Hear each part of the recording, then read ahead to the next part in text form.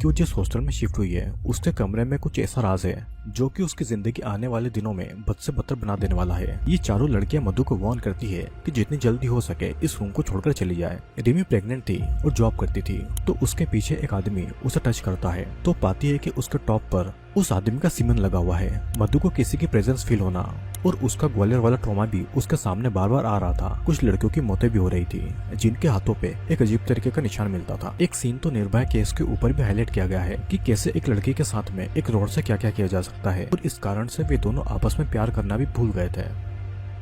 तो हेलो दोस्तों, welcome to हॉररलैंड। दोस्तों, अभी कुछ दिन पहले ही मैंने एक सीरीज का रिव्यू डाला था और ये सीरीज काफी अच्छी चल रही है, तो मैंने सोचा क्यों ना इसका एक्सप्लेनेशन भी लेकर आए। आप लोगों ने सीरीज का ट्रेलर तो देख ही लिया होगा और उससे पता ही चल चुका होगा आपको कि सीरीज कितनी ज्यादा खौफनाक है। इस सीरीज का नाम है खौफ और उसकी IMDb rating 7.5 out of 10 stars चल रही है, जो कि काफी अच्छी मानी जाती है। तो चलिए क्यों ना इस सीरीज को आगे देखते हैं।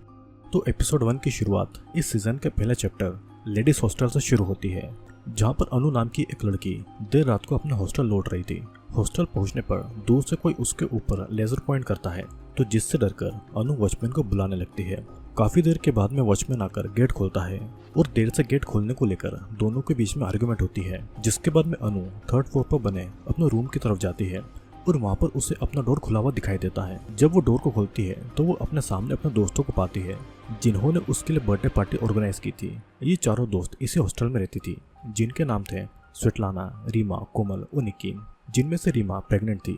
हमें यह भी पता चलता है कि रोज हॉस्टल आते टाइम कोई इंसान दूर से उनके ऊपर लेजर मारता है, जिसे लेकर वे लोग बहुत ही परेशान थे। लेकिन फिर इन सभी बातों को इग्नोर करके अनु के नए घर की बात करते हैं, क्योंकि अनु जल्दी इस हॉस्टल से निकलकर एक नए अपार्टमेंट में शिफ्ट होने वाली थी, जिसे लेकर वो बहुत ही एक्साइटेड थी। उसकी खुशी के साथ साथ सभी दोस्त भी खुश थे, लेकिन इन सब के बीच भी अनु उस मिस्टीरियस पर्सन को लेकर डरी हुई थी, क्योंकि उसे आज हॉस्टल पहुंचते समय ऐसा फील हो रहा था कि वो अपने हॉस्टल नहीं पहुंच पाएगी और कोई बीच रास्ते में उसके साथ में कुछ बुरा कर देगा। निकी की फैमिली बहुत ही अमीर थी, लेकिन फिर भी वो हॉस्टल में रहती थी, लेकिन वो हकलाया करती थी। सभी लोग उसका मजाक उड़ाते थे और इस वजह से वो अपनी फैमिली और अपनी रिच लाइफ को छोड़कर इस हॉस्टल में इन सभी लोगों के साथ में रहती थी।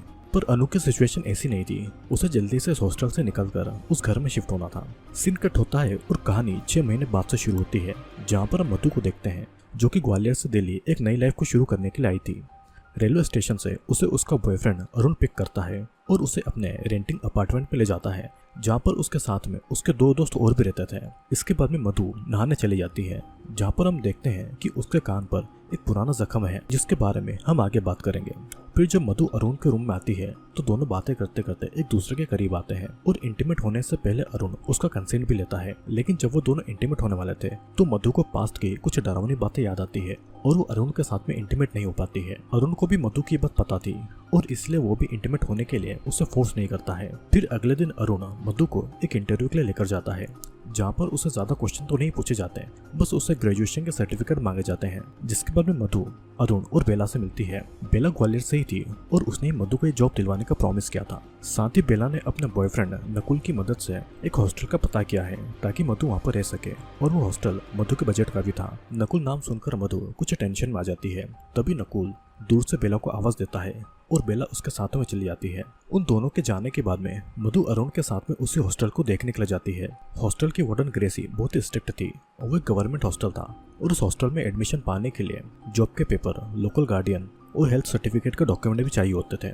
लेकिन फिर भी मधु उस हॉस्टल का रूम देखना चाहती थी और इसलिए ग्रेसी उसे 3rd फ्लोर के उसी रूम में लेकर जाती है जहाँ पर पहले अनु रहा करती थी, और वहाँ पर अनु का एक बॉक्स भी पड़ा हुआ था जिसे वो लेकर नहीं गई थी। रूम बहुत ही पुराने टाइप का था, लेकिन फिर भी मधु ने मन बना लिया था कि वो इस रूम में रहेगी।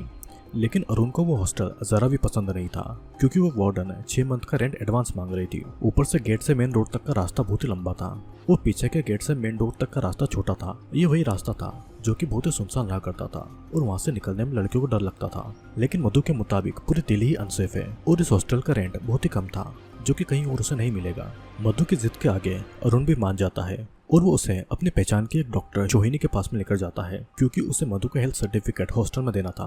सोहिनी ने अपना क्लिनिक घर में शिफ्ट कर लिया था और उसे एक असिस्टेंट की भी जरूरत थी, और इसीलिए वो मधु को ज्वाइन करने के लिए कहती है। मधु भी सोच लेती है कि वो अपनी जॉब के साथ साथ असिस्टेंट की जॉब भी करेगी। फिर रात के समय हम हॉस्टल में 3 लड़कियों को देखते हैं जो कि छुपते छुपाते अनु के रूम में घुसती है और वहाँ पर ओइजा बोर्ड का गेम खेलकर अनु के घोस्ट को बुलाने लगती है, मतलब कि अनु की मौत हो चुकी थी और इसलिए उसका बॉक्स अभी भी उस रूम में पड़ा हुआ था। तभी स्वेटलाना उस रूम का डोर नॉक करती है और डोर खुलते ही वो लड़कियों को बाहर निकलने को कहती है, लेकिन वो लड़कियां स्वेटलाना की कोई बात नहीं सुनती है और उसे गाली देकर डोर को लॉक कर लेती है। तभी अचानक से रूम में कोई हलचल होती है और कैंडल्स अपने आप बुझ जाती है। डर के मारे लड़के चिल्लाने लगती है और डोर खोलने की कोशिश करती है, लेकिन डोर नहीं खुलता है। रूम के बाहर रीमा, स्वेटलाना, निकी और कोमल उनके चिल्लाने की आवाज सुन रही थी, बट वो उनकी कोई हेल्प नहीं करती है। उनके चिल्लाने की आवाज वार्डन ग्रेसी भी सुनती है और उस आवाज को लड़कियों की बदतमीजी सोचकर उसे इग्नोर करके अपने केबिन में ड्रिंक पीने के लिए चली आती है, जहाँ पर उसकी दोस्त कांस्टेबल इलू मिश्रा बैठी हुई थी। हमें इन दोनों की बातों से पता चलता है कि इलू का बेटा जीवा 6 मंथ से मिसिंग है और 6 मंथ पहले ही इलू ने अपने बेटे को पैसे देकर छुड़वाया था, लेकिन उसकी चोरी चकारी और बदमाशी वाली हरकतें सुधर नहीं पाई। उसके इसी छोटे मोटे क्राइम की वजह से वो पुलिस में जीवा की मिसिंग रिपोर्ट भी फाइल नहीं कर सकती है। अब सिर्फ उसका एक दोस्त है बबन, बस उसी से जीवा की कोई खबर मिलने की उम्मीद है। बबन भी कुछ टाइम पहले स्मगलिंग के केस को लेकर राजस्थान की जेल में था। इलू को इतना परेशान देखकर ग्रेसी उसे कंफर्ट करती है, क्योंकि आखिर दोनों बेस्ट फ्रेंड थी। अब अगले दिन ग्रेसी रीमा को अपने घर वापस जाने को कहती है। वो अभी 8 महीने से प्रेग्नेंट है और उसका अपने घर में रहना ठीक होगा। ग्रेसी ने उसके हस्बैंड से भी कांटेक्ट कर लिया था, लेकिन किसी वजह से रीमा अपने घर जाने से ग्रेसी को मना कर देती है। 8 महीने से प्रेग्नेंट होने के बाद भी वो इसी हॉस्टल में बंद रहना चाहती थी। ऊपर से वे सभी लोग अनु के रूम को भी बंद रखना चाहते थे। वो ये नहीं चाहते थे कि कोई आकर उस रूम में रहे, लेकिन ग्रेसी उनके इस नाटक से परेशान हो चुकी थी। जो भी लड़की उस रूम में रहने आती थी वो उसे भगा देते थे, क्योंकि वो रूम उनकी दोस्त का था। बट अब अनु की मौत के बाद में उस रूम में नई लड़की आकर रहेगी। अगर उन लोगों ने और कोई प्रॉब्लम क्रिएट करी तो ग्रेसी उनको हॉस्टल से बाहर निकलवा देगी। फिर उसी दिन मधु उस हॉस्टल के 3rd फ्लोर वाले अनु के रूम में शिफ्ट हो जाती है। हॉस्टल में लड़के अलाउड नहीं थे, तो इसलिए अरुण बाहर से चला जाता है। फिर जब मधु अंदर आकर अपना बैग अनु के उस बॉक्स के ऊपर रखती है तो बैग अपने आप फ्लोर पर गिर जाता है, लेकिन मधु इस चीज को इग्नोर कर देती है। दूसरी तरफ हम देखते हैं कि इलू के स्पेशल रिक्वेस्ट पर कुछ पुलिस ऑफिसर ने बबन को पकड़ा हुआ था। पुलिस वैन के अंदर जाकर इलू बबन को मार पीट कर जीवा के बारे में पूछती है। तब उसे पता चलता है कि मिसिंग होने से पहले जीवा पुरानी दिल्ली के एक हकीम के पास में काम किया करता था। फिर अब हम उसी हकीम को देखते हैं जिसके पास में भल्ला नाम का एक पर्सन अपनी सेक्सुअल बीमारी को लेकर आया हुआ था। तब हकीम उसे कहता है कि उसकी पहले वाइफ की घोस्ट उसे सेक्सुअली कमजोर कर रही है, ताकि वो अपनी दूसरी वाइफ के साथ में इंटीमेट न हो पाए। फिर हकीम एक बिच्छू को मारकर उसके साथ में कुछ चीजें मिलाकर बल्ला को पिला देता है। बल्ला, जो कि नॉनवेज नहीं खाता था, वो उसे पी लेता है, जिससे पीने के बाद में उसे बहुत ही स्ट्रॉन्ग फील हो रहा था। यहाँ पर बल्ला एक बहुत ही पावरफुल पर्सन था, तो इसलिए हकीम की रिक्वेस्ट पर वो बबन को जेल से छुड़वाने का प्रॉमिस करता है। बल्ला के जाते ही कांस्टेबल इलू मिश्रा हकीम के पास में आती है अपने बेटे जीवा के बारे में पूछने के लिए। हकीम के मुताबिक जीवा उसके पास में काम जरूर करता था, लेकिन उसने काफी महीने से उसे नहीं देखा है। जीवा उसके लिए मेडिसिन बनाने का सामान लाया करता था और उसकी वजह से उसे काफी नुकसान भी हो रहा था, और वो पैसे लेकर अचानक से गायब हो गया। उसकी बात सुनने के बाद में इलू हकीम को कहती है कि जीवा उसका बेटा है। तब हकीम उसे अपना नंबर देता है ताकि किसी भी प्रॉब्लम में वो उसे बुला पाए। दूसरी तरफ मधु 3rd फ्लोर के बाकी लड़कियों से दोस्ती करने जाती है, लेकिन लड़कियां उसे बिल्कुल भी अच्छा बिहेव नहीं करती है और उसे अनु की मौत के बारे में कहकर डराने लगती है। साथ ही उसे जल्दी से जल्दी वो रूम खाली करके जाने को कहती है। यहाँ तक कि स्वेटलाना उसे गाली देकर उसके ऊपर बहुत जोर से चिल्लाती है। उनका ये बिहेवियर मधु को बहुत ही अजीब लगता है और वो डोर लॉक करके अपने रूम में चली जाती है। अंदर जाकर मधु मिरर से पेपर को हटाती है जो कि अनु ने वहाँ पर चिपकाए थे। फिर अगले दिन मधु की जॉब का पहला दिन था और वो पहले दिन अपनी जॉब को बहुत अच्छे से करती है। जब वो लंच करने जा रही थी तो ऑफिस के एक रूम में बेला को उसके बॉयफ्रेंड नकुल के साथ में मेकआउट करते हुए देखती है। उन दोनों को सिचुएशन में देखकर मधु वहां से चली जाती है, लेकिन बेला उसे देखकर उसे रोकती है और उसके साथ में लंच करने के लिए चली जाती है। लंच के दौरान बातों को घुमा फिरा कर मधु नकुल के बारे में पूछती है कि वो ओरिजिनली कहाँ से है। क्या नकुल ग्वालियर में कहीं रहता था? बेला के मुताबिक नकुल का कजिन उनके कॉलेज और ग्वालियर से है, लेकिन नकुल दिल्ली से बिलोंग करता है। रात को भी मधु बेला के सोशल मीडिया पर नकुल के फोटो देख रही थी। तभी उसके रूम का दरवाजा जोर जोर से कोई नॉक करता है। उसे दरवाजा खुलने पर बाहर कोई नजर नहीं आता है। मधु को ऐसा लगता है कि 3rd फ्लोर की तीनों लड़के उसे परेशान कर रही हैं, तो इसलिए उन लड़कियों के रूम के बाहर आने के बाद में मधु उनसे क्लियर कर देती है कि कुछ भी हो जाए वो इस हॉस्टल के इस रूम को छोड़कर नहीं जाएगी और अब वो उनसे डरने वाली नहीं है। अब रात को मधु को एक डरावना सपना आता है जहाँ पर वो नेकेड स्टेज पर खड़ी होती है और उसके प्राइवेट पार्ट से खून निकल रहा था। कुछ लड़के उसके साथ में जबरदस्ती भी कर रहे थे और वो लड़के किसी को नकुल भैया कह रहे थे, जिसके बाद में मधु नींद से जाग जाती है और एपिसोड 1 ये पर खत्म होता है। एपिसोड 2 का नाम है स्टॉकर। जहाँ पर हम 1 साल पहले की मधु की पास्ट लाइफ को देखते हैं। उस रात को कॉलेज में कल्चरल प्रोग्राम था जहाँ पर मधु भी एक एक्ट करने वाली थी और इसीलिए वो उस दिन बहुत ही अच्छे से रेडी हुई थी। वो रेडी होकर अपनी एक फोटो अपने बॉयफ्रेंड अरुण को भेजती है, जिसके बाद में वो स्टेज पर जाकर अपनी पोएट्री एक्ट परफॉर्म करती है। कुछ देर के बाद में अरुण और मधु क्लासरूम के पास में आते हैं और बातों बातों में एक दूसरे के करीब आते हैं और उस दिन दोनों एक दूसरे को पहली बार किस करते हैं। तभी 3 लड़के वहाँ पर आकर अरुण के सर पर बैट से वार करके उसे जख्मी कर देते हैं। फिर वो लड़के मधु को पकड़कर उसके पास में मौजूद लैब में लेकर जाते हैं और वहाँ पर वो उसके साथ में जबरदस्ती करते हैं और इसी दौरान उनमें से एक लड़का मधु की ईयरिंग को उसके कान से खींचकर उखाड़ देता है और इसलिए आज भी मधु के कान पर वो जख्म है। उस रात कॉलेज में फंक्शन था तो म्यूजिक के शोर में किसी ने मधु की चिल्लाने की आवाज नहीं सुनी।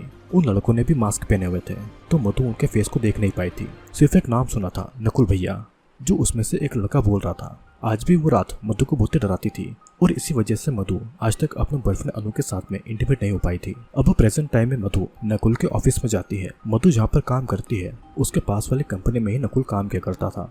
वो वहाँ के रिसेप्शनिस्ट से नकुल का रियल एड्रेस जानने की कोशिश करती है कि कहीं नकुल ग्वालियर से तो नहीं है। तभी ऑफिस में वो नकुल को देखकर वहाँ से जल्दी जल्दी भाग जाती है। नकुल भी इस चीज को नोटिस करता है और वो उसके पीछे जाता है, लेकिन तब तक मधु वहाँ से जा चुकी थी। इधर वो स्वेटलाना के गले में एक मार्क को नोटिस करते हैं, जो मार्क सिर्फ किसका गला घोटने पर ही आता है। ऊपर से स्वेटलाना ठीक से खाना तक नहीं खा पाती थी।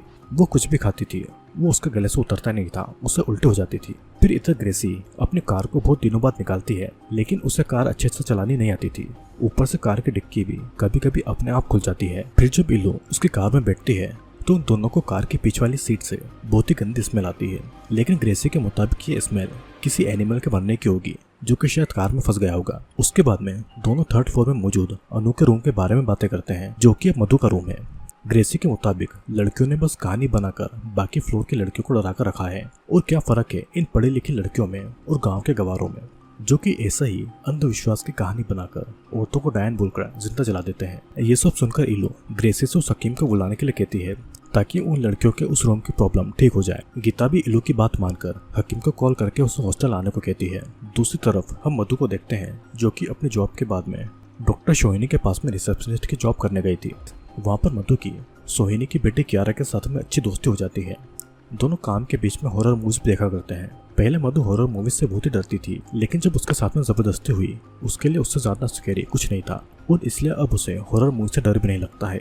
साथ ही हमें ये भी पता चलता है कि जब से कियारा के पिता की डेथ हुई है तब से डिप्रेशन की वजह से स्कूल नहीं गई है। उसके बाद में मधु डॉक्टर सोहिनी से उन चारों लड़कियों के बारे में बात करती है कि वे लोग कभी भी हॉस्टल के गेट को पार नहीं करती हैं और ना ही वे चारों को जॉब करती है। सभी बहुत ही बीमार रहती है और उनकी बॉडी पर भी जख्मों के मार्क्स मिलते हैं। डॉक्टर सोहिनी उन चारों लड़कियों की इस प्रॉब्लम को उनकी दिमागी प्रॉब्लम कहती है। हो सकता है किसी ट्रॉमा की वजह से उनके दिमाग पर कुछ ऐसा असर पड़ गया हो कि वो बाहर जाने से डर रही हो और खुद को हार्म कर रही हो। दूसरी तरफ ग्रेसी उन चारों लड़कियों को हकीम से मिलकर अपनी प्रॉब्लम के लिए हेल्प लेने के लिए कहती है। पहले तो वो लड़कियां किसी अनजान आदमी से हेल्प लेने के लिए रेडी नहीं थी, लेकिन बाद में वो इस चीज के लिए मान जाती है। कुछ देर के बाद में वो हकीम हॉस्टल में आ जाता है, जिसे ग्रेसी मधु के रूम में लेकर जाती है और वो चारों लड़कियां भी वहाँ पर आती है। रूम के अंदर घुसते ही हकीम को ये फील हो चुका था कि इस रूम में जरूर कोई बुरी शक्ति है, और इसलिए वो ग्रेसी को कहता है कि इस रूम को जल्दी से जल्दी खाली करवा दे। उसके मुताबिक अनु की घोस्ट इस रूम में मौजूद हो सकती है, शायद उसकी मौत इसी रूम में हुई थी। लेकिन ये बात सुनकर ग्रेसी हकीम को झूठा कहती है, क्योंकि अनु की मौत रोड एक्सीडेंट में हुई थी, न कि इस रूम में। जिसके बाद में वो हकीम को वहाँ से जाने के लिए कहती है, लेकिन लड़कियों को हकीम की बातों पर भरोसा हो रहा था, क्योंकि वो जाने से पहले उनके हॉस्टल से बाहर नहीं जाने की बात को लेकर पॉइंट करता है। हकीम के मुताबिक जिस ब्रुटल तरीके से वहाँ पर मौजूद उस घोस्ट की मौत हुई थी, उससे भी ज्यादा वो घोस्ट उन चारों लड़कियों के साथ में बुरा करेगा, और सबसे ज्यादा बुरा वो मधु के साथ में करेगा, जो कि उस रूम में रहने के लिए आई थी। दूसरी तरफ हम मधु को देखते हैं, जो कि हॉस्टल जाने के लिए बस में चढ़ रही थी, क्योंकि उससे अंधेरे रास्ते से मेट्रो तक जाने में डर लगता था। फिर जब मधु बस से हॉस्टल जा रही थी, तभी बस में मौजूद एक इंसान उससे हैरेस करता है, यहाँ तक कि बस से उतरने के बाद भी वो पर्सन मधु का पीछा कर रहा था। किसी तरह मधु अपने हॉस्टल में आती है, वो नहाने जाती है, तभी वो अपने शर्ट पर इस पंप नोटिस करती है, मतलब कि उस इंसान ने बस में इतनी घटिया हरकत कर दी थी। गुस्से में मधु शर्ट को बाथरूम में ही फेंक कर चली आती है। फिर जब मधु बाहर जाने के लिए रेडी हो रही थी, तो हम किसी एंटिटी को उसके ऊपर नजर रखते हुए देखते हैं। उसके जाते ही हम उस घोस्ट के झलक को मिरर में देख पाते हैं। फिर जब स्वेटलाना गेट के पास में थी, तो उसके पास हकीम आता है, जो उसकी हेल्प करने के लिए उससे प्रॉमिस करता है। हकीम स्वेटलाना के गेट से बाहर आने के लिए कहता है, और तब स्वेटलाना उसके ऊपर भरोसा करके गेट से थोड़ी दूर तक आती है, लेकिन तभी कोई एंटिटी उसका गला घोटने की कोशिश करती है और इसलिए स्वेटलाना फिर से गेट के अंदर चली आती है। उसे भरोसा ही नहीं है कि कोई उनकी हेल्प करेगा उन्हें हॉस्टल से बाहर निकालने में। तब हकीम उसे ब्लैक मैजिक से बनाई गई एक मेडिसिन देता है और वो उसे मधु को खिलाने के लिए कहता है। इस मेडिसिन को खाने के बाद में वो घोस्ट मधु को पजेस कर लेगा।